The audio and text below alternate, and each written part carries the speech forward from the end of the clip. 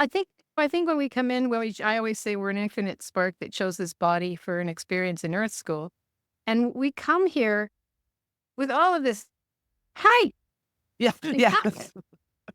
and it's no, you're too loud. Okay, in this box, you're too Yeah. tall, too small, too big, too fat, too this, too that, ba ba ba ba ba ba.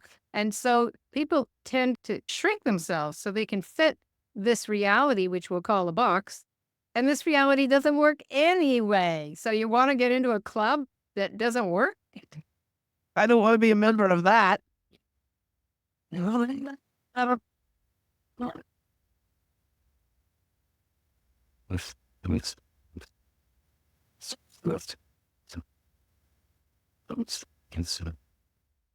to Out of the Box with Christine. Are you willing to step into your greatness? Are you ready to shine? Get ready, Truth Seeker. You're in for an amazing ride. And now, here's the host of the show, Christine Blosdale.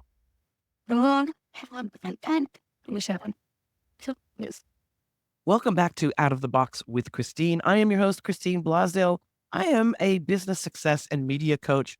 I help entrepreneurs of all stripes get the word out about their business through podcasting, publishing, videos, TikToks, you name it, anything to do with media. I am your person. And today I am very excited to have on the show someone who's near and dear to my heart because I love coaching. I love being a coach. And this is someone who has been doing this for quite some time and is quite successful as well. Susan Lazar Hart is a transformational mindset coach, the creator of the Congruent Living Academy, and author of Breaking Free, Your Unique Path to Fearless Living. And we are going to be talking about living our fearless life right now in the next couple minutes. And I'm super excited to have you join me, Susan Lazar Hart. Welcome to Out of the Box. Thank you, Christine. I love out of the box. I just love that whole out of the box. Like, why bother being in the box?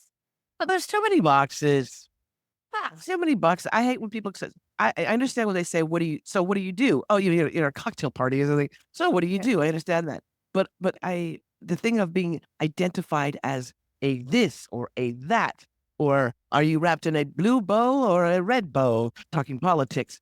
But yeah, I like the idea of thinking outside the box. Why can't we just be a little mishmash of everything? I think I think when we come in, I always say we're an infinite spark that chose this body for an experience in Earth School, and we come here with all of this height, Yeah, yeah. and it's no, you're too loud. Okay, in this box, you're too Yeah. tall, too small, too big, too fat, too this, too that. And so people tend to shrink themselves so they can fit this reality, which we'll call a box, and this reality doesn't work anyway. So you want to get into a club that doesn't work? I don't want to be a member of that. Come It's on. so true. It's so true. Yeah, because when you see babies and they have this all absorbing, "What's the world got for me?" type thing. Yeah. And then you're right. As we go through life, no, don't be too big. And then school will Yeah. conform Yeah. you. Religion, school, community, all those different things will start to shove you down into that little box. And no wonder there's an explosion of addiction and depression and anxiety. We're these big, huge spirits being shoved into a tiny little box. For sure. Yeah. You help people get out of that box yourself. Talk about I love this, the idea of congruent living, the Congruent Living Academy. What is a congruent life? That's a really great question to ask somebody. I'm asking. Because when everything is in homeostasis, where your desires, your dreams, your explorations, your curiosities are all in alignment with who you truly be, your foundation. Hmm. Let's say your foundation is about curiosity and discovery and kindness and compassion and adventure and sexualness and uh, connection. And so are you choosing a life, a living, a relationship, money flows, a body that's connected to sexualness, kindness, compassion, caring? People say, yes, I am those things. And then they put them in a box and they say, I'll bring them out later when I'm accomplished or when I'm successful, or I'll do that with my relationship, but I'm not going to do that with my business. So congruent really is there's no what the bleeps. Hmm. It's knowing that whatever you're choosing is going to be in alignment with what brings you joy, which what creates the greatest amount of possibilities. And it's important to remember when we talk about possibilities, we talk about appreciation, we Yeah. talk about gratitude, because we shift and change every day. And it's that, is this congruent? Does this add to my life and living? Is another way of saying, is this congruent? Will this bring me joy? Is another way of saying, is this congruent? Mm. Who am I today? And what grand and glorious adventure can I be, do, have, create, change, choose, and institute in a way that's congruent with who I am being in the world, with the imprint that I'm making, with the light that I'm shining, with how I'm asking to connect? So does that help you at all? Absolutely. And what I there's a couple things too that were like really resonated with me is this idea of an imprint, right? Mhm, mhm. Because we tend to, as adults, or it's as adolescents, perhaps, we go through life and we react to a lot of things. We spend our whole day sometimes reacting, and we don't take stock of the energy that we are emitting out into the world or into our home. A lot of times it's just those reactions. Oh, the alarm clock. Oh, I wish I could sleep some more because I'm really tired. Oh, I've got to get up. I've got to do that. Oh. And we don't realize that's an energy, number one, which is very powerful. And it creates a second layer. Like it's almost like putting on clothes that are a little bit tight, a little uncomfortable and tight. But we don't even know that we're uncomfortable and tight. And Well, I think we need to be aware that we have a lot of power with you just said that. our emotions, right? Yeah. You said that beautifully, that it's too tight. So what happens is, a little child, you're told everything that's wrong with you, and you're told to react. It's your job to react rather than be aware. Mm, If nobody's interested in your awareness as a little child, you're asked questions that aren't questions. Did you do that? Who do you think you were being? Don't you realize that was rude? So you start to say, oh, okay, in order to get fed, clothed, and taken care of, I need to respond in a way that my caretaker is responding back to me. So I'll learn to react and respond without thinking.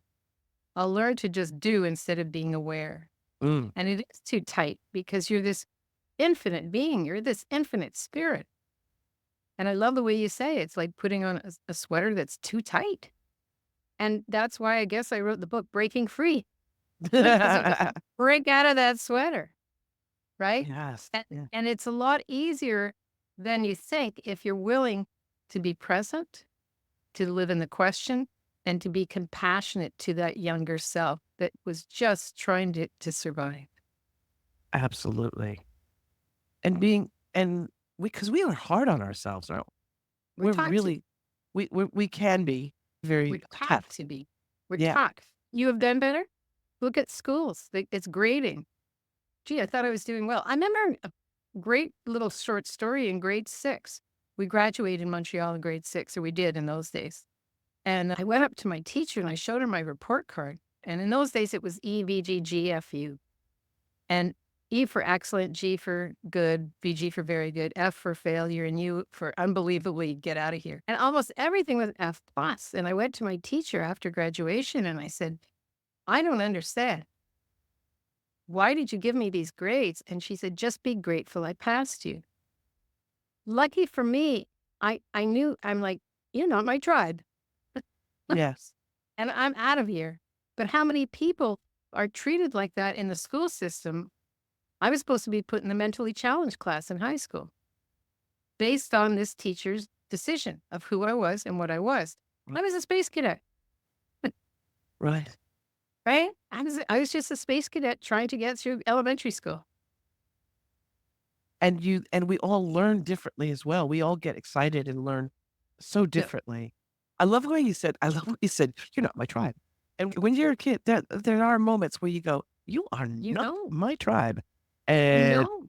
Yeah. I remember I grew up in a rough neighborhood in Los Angeles, and so when it was time to go to school, my parents, luckily, thankfully, found the only private school they could, and it was a very strict Baptist. Now, we're not talking Baptist where there's gospel music and everybody's happy.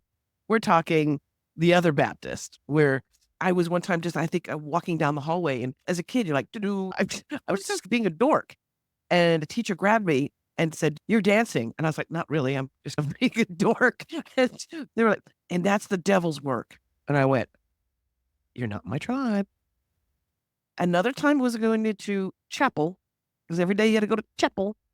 And I remember the pastor, preacher, whoever he was, talking about relationships and talking about husbands and wives and families and everything. And the message was, listen, girls, when you grow up and you become a wife, sometimes your husband might be frustrated when he comes home and he might like lash out at you or yell at you. Just know that he's had a rough day. And again, I say in my little head, you are not my right? Yeah. And it's Yeah. a big, loud message, especially when you're a kid, that Yeah. you hear those things. Where is it? Do we just get worn down with the pressure that we start to go, okay, I'll be a member of your tribe and try and get along? Is it the thing where back in the olden days we lived in a cave and we were worried about being pushed out and eaten by a dinosaur? I think it is. I think that we're taught very early fight or flight. Mm, And we're taught in order to survive, you have to get along. yeah. And I always say who was it who wrote the book, The Outliers? Malcolm, I don't know. anyway.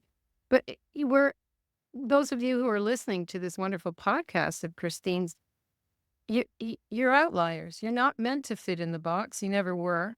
You always knew that. And so the people that come to me as clients and who are in the Congruent Living Membership Academy, they know that there's more. And so you don't connect with that until you start to acknowledge yourself. Oh, I'm okay to stand up on my own 2 feet. And that's part of what the teenage years are all about. And you start to realize, oh no, that doesn't lift me up. I don't feel good when I'm with those people, when I listen to that diatribe, when I am told I'm part of a data. Yeah. I went through 3 schools in 4 years in high school. And at the same time, I was elected class valedictorian. I was editor of the school yearbook at this. It was like, I'm like, hi, want to live out loud? Let's go.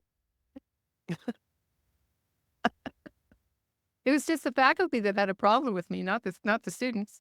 And that's where you know deep inside what's true for you. You just have it tamped down and tamped down. Some people have it punished out. Some people have it eradicated, but it's always there. And that's the gift of how we live now, is there's so much information on just being quiet with you, just asking yourself those questions, putting your hands on a tree. So tell me what you know. Yeah. I love that. I Yeah. love that. Yeah. And there is quite a bit of pressure, especially in the adolescent, teenage years and such. There's so much pressure to fit in or to have to connect to a tribe, even if it's a dysfunctional one, but to belong. Because I think we have that thing where we belong to a family, and if it's a proper family or if it's a dysfunctional family or an unsafe family, we'll start to separate ourselves from those people. You're not my tribe because you're not safe. So then when we go to school, we try and find that other family, right? We try and find those other brothers and sisters with air quotes that we can connect with because we have this desire to belong somewhere, somehow. Belonging. It's Well, that belong. it's a longing. Yeah. Longing. We're the only species on the planet that believes we can do everything by ourselves. We are the only species. Think of a flock of geese, a pride of lions. We're a what of humans? Yeah. A box of humans, right? We are the only species on the planet that wants to have everything stay the same. But the truth is, we're growing, we're shifting, we're changing every nanosecond. Yes. And that's something we need to be taught to admire about ourselves as adolescents. That's something we need and they are bringing meditation now into schools. And they are giving time for and space for all different kinds of beings to interplay with each other. And the truth is, we are all connected. We're Yeah. all connected. And it's this huge evolutionary process that we need to grow beyond. Because especially now when we're learning more about the universe, when we're learning more about guides and archangels, and that there are more planets than we can even count, that we are part of this huge, amazing system of solar, lunar, in every way. And that's where we came from. When you spot somebody and you feel like, oh, that's a soul sister, or that, oh, have I known you in another life, or whatever that is, you just connect. It's because, yes, you have. And it's the same thing if we could, I love to go in and talk to young women in workshops and offer them some alternative ways of being present. And again, part of that is we've never been taught to be compassionate with ourselves. Exactly.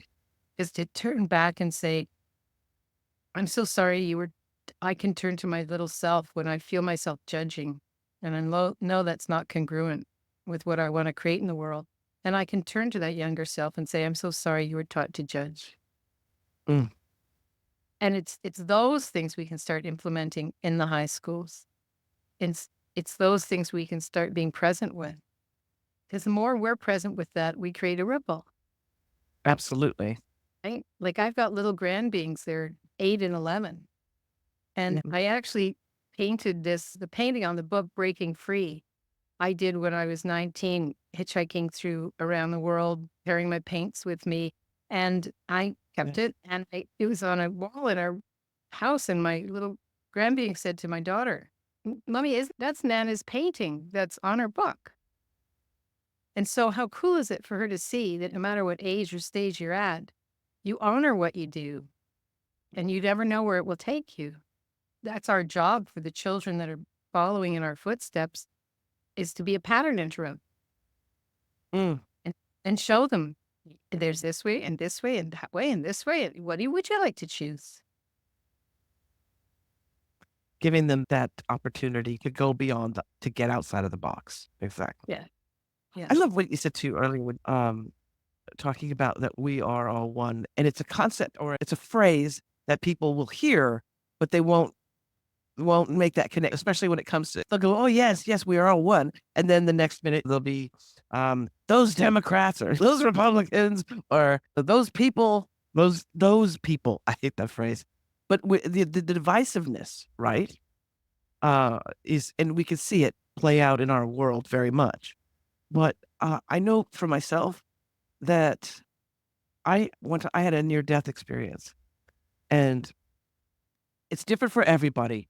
But I have spoken to quite a few people who have had NDEs, near-death experiences, and they very similar stories to myself, where at that point where you're dying, it's time to call it quits at this point. Here, it's a whole new beginning, and you are connected to everything. Literally, you are connected to the rocks, the soil, the birds, everything. Things that are alive and breathing, which is everything, because you realize that everything is alive and breathing, but you are connected to it. And it is the most amazing, beautiful, and you can't even describe it, the feeling that is. So I know for me, that's something that I've experienced, and it gives me a completely different perception of the world around. Not that I suggest that people have near-death experiences in order to have that. But I was wondering, have you ever had a near-death experience? I haven't. I've had interactions with entities Okay, yeah.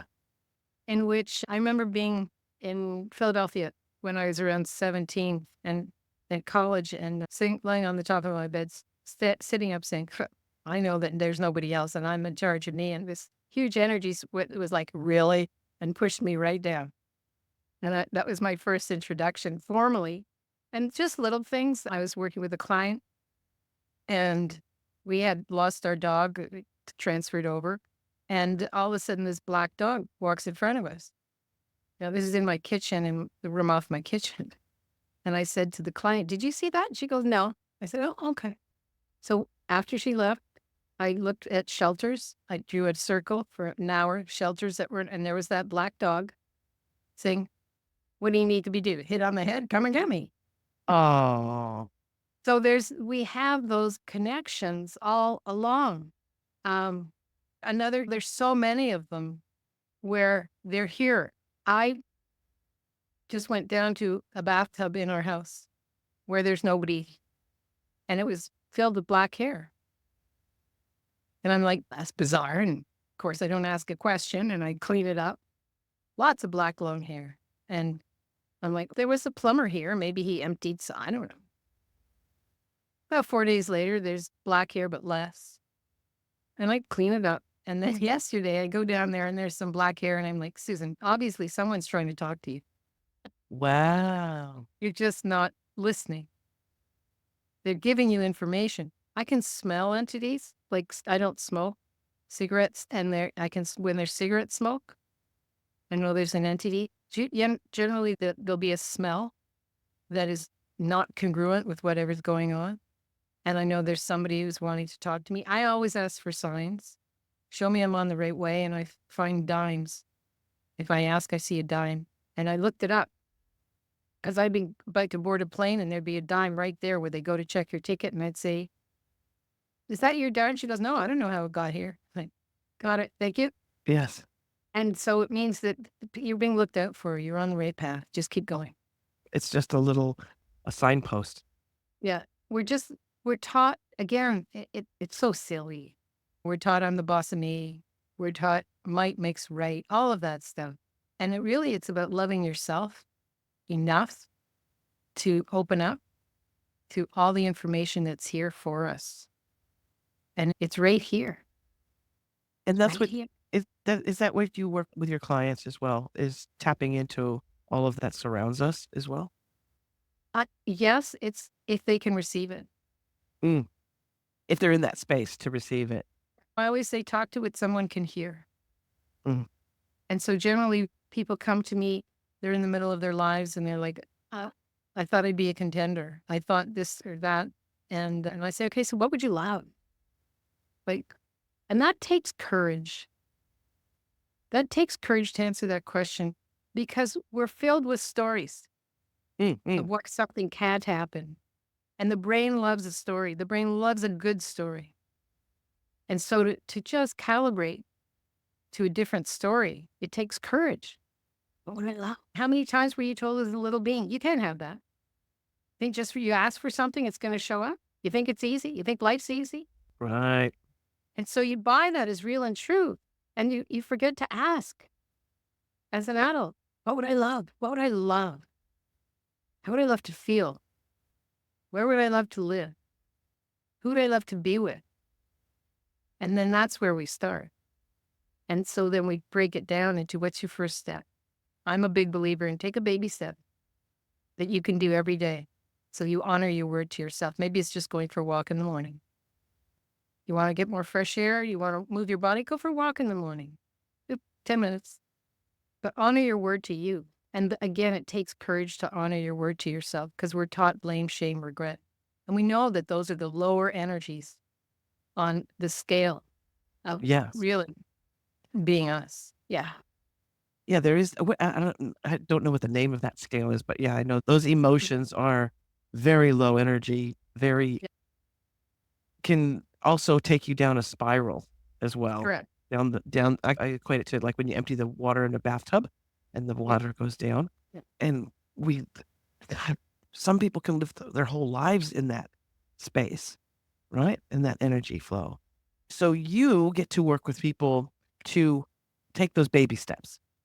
Take those baby steps. What would you love? And then let's add them all up. Yeah. So for instance, if you're afraid to leave the house, who could you go with? What would that look like? What would that feel like?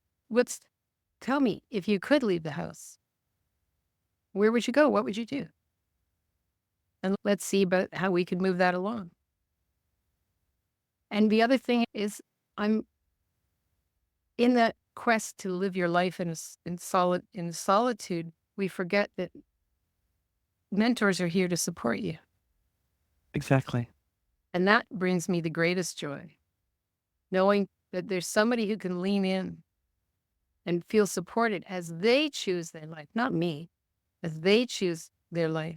Because the thing is, once you succeed at one little thing, all of a sudden your brain is going, oh, here's the new story.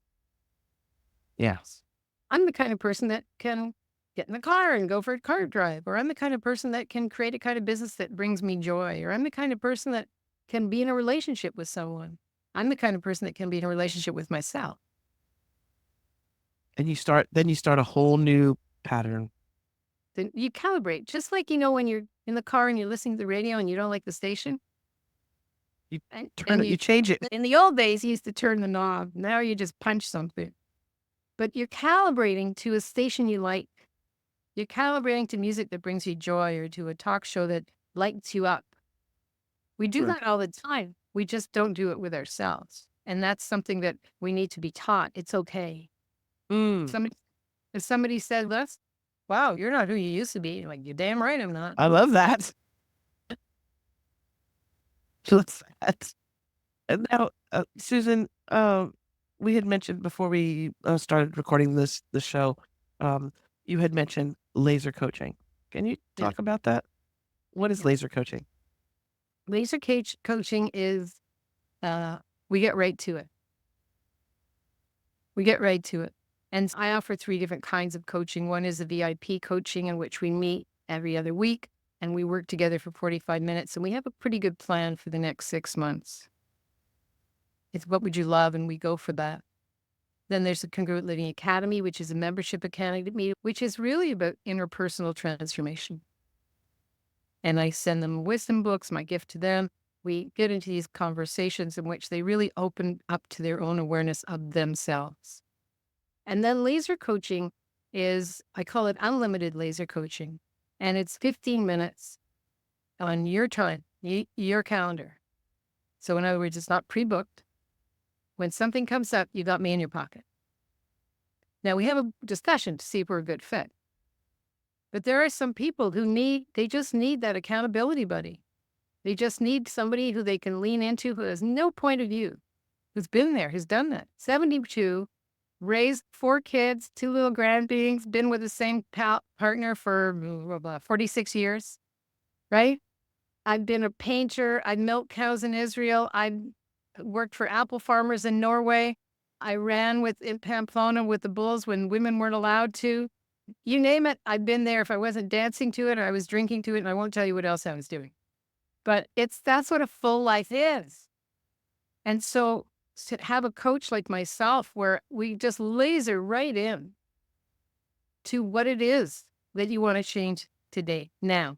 And the thing about laser coaching is you can't make another appointment till you actually do your homework. I call it cold play. So if I worked with somebody they had a PhD in writing and they wanted to do this script, they had to get the whole relationship with their father out of their way first. And she signed up for a year of laser coaching. And we'd meet every week and it would be, okay, here's another chunk we can get rid of. Here's another chunk, until she felt so free that she joined a script writing group. And now it's an amazing movie and music and all of that. And she's out there flying out in the universe, right? But there's certain things when we say, what would you like? You got to get the other stuff out of the way. So my question would be, what are you resisting? And if somebody says, I just can't do this. So is that true? And again, I keep saying it takes courage, right? It takes courage. This is your life, nobody else's. You look at your life through the lens that you look at it through. I can't possibly look at your life. And if you find a mentor or coach who says, I see what you're seeing, run. Because they can get close, but you're the one that has to choose your life. And that's what I people do, is choose something that lights them up. Exactly. Yeah. And I love the concept of laser coaching. I'm working on implementing it myself because I like also that there's someone there And when it's a wonderful offer because it's unlimited coaching and people go, what? But I do the accountability aspect. Now, we've had the 15 minutes, we've solved this issue or we've dealt with this, we've broached this subject. Now your home play or your homework or your assignment before you book the next session is to do X, Y, Z, right? X, Y, Z. I like that because it makes you accountable as somebody who's trying to get better in life or have improved their business, whatever, or their health, wellness. It just makes them accountable. I love that idea. And you know what? When I was a painter for 30 years and I got heavy metal poisoning and I went really deep into, if I'm not a painter, who am I? Oh, If I'm not a printmaker, who am I? Because we were always told, and that was a great way for people to leave me alone. She's crazy. She's a painter. And so what I did was I just delved deep into interpersonal transformation. Like, where did I buy that I had to be a something?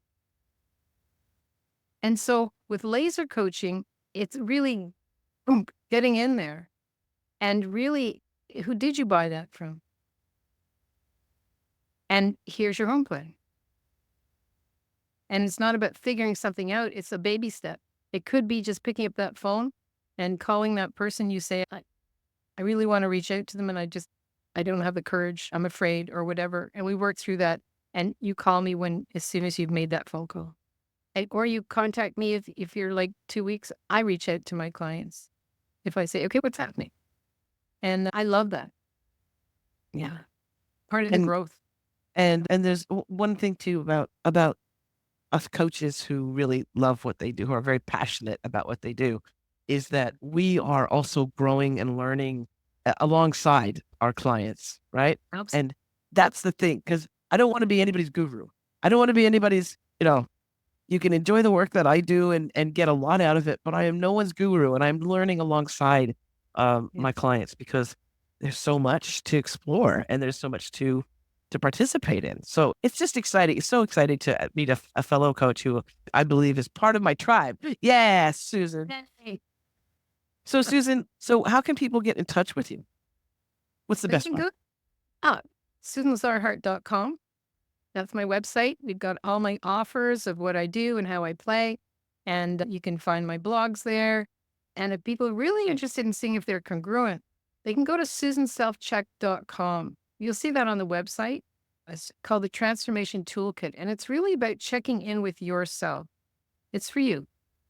It's not a sales thing. It's for you to check in and say, am I really congruent with where I thought I'd be, how I am, all of that, all the good questions that we just don't ask ourselves. But definitely check it out, SusanSelfCheck.com. And go to my website, SusanLazarHart.com. And we'll put links to both of those spaces Thank you. for our listeners. So for those of you who are interested in checking it out, just go to the show notes and there'll be a direct link to SusanLazarHart.com and also SusanSelfCheck.com. So you can check that out. Thank you again, Susan, for being with me today. It's been an absolute pleasure. And you're welcome back anytime. Just, you know how to reach me. You just get in touch with me. All right. Thank you again, Susan. And thank you, wonderful listeners and viewers, those of you who are watching on YouTube. Thank you so much for tuning in today. Make sure you share the show if you find that it really inspired you or helped you in some way. If you want more information about myself and all the different things that I'm doing, I do a lot. So if you want to find out more about my coaching, about the podcast, I'm developing another podcast that is very close to being launched. So if you want to find out all those details, you can go to ChristineBlosdale.com. There'll be a link in the show notes as well. And until next time, as I always say, remember to think outside that damn box. Bye for now. You can find that in small ways. Yes, I'm doing so.